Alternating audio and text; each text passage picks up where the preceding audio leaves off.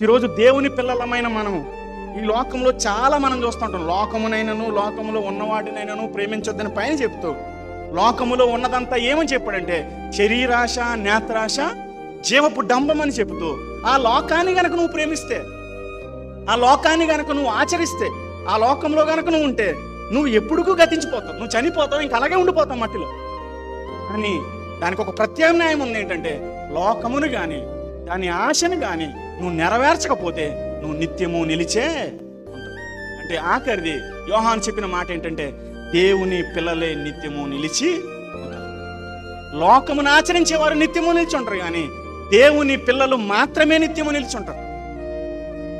దేవుని పిల్లలు మరణాన్ని చూసినా, దేవుని పిల్లలు మరణం అయిపోయినా, దేవుని పిల్లలు మరణం గుండా వెళ్ళిపోయినా వారికి ఉన్న ఒక ఆశ ఏంటంటే, వారికి ఉన్న ఒక హోప్ ఏంటంటే నా దేవుడు నన్ను తిరిగి లేపుతాడు, నా దేవుడు నన్ను తిరిగి ఈ లోకంలో చనిపోయినా సరే ఒక రోజున ఆయన నన్ను తిరిగి లేపుతాడు, నా శరీరము క్షీణించిపోయినా నమ్ముతారు. ఈరోజు దేవుని పిల్లలుగాను ఉంటే, దేవుని పిల్లవాడిగాను ఉంటే, దేవునికి నచ్చిన వ్యక్తిగాను ఉంటే నువ్వు ఎప్పుడూ నిలిచే ఉంటావు.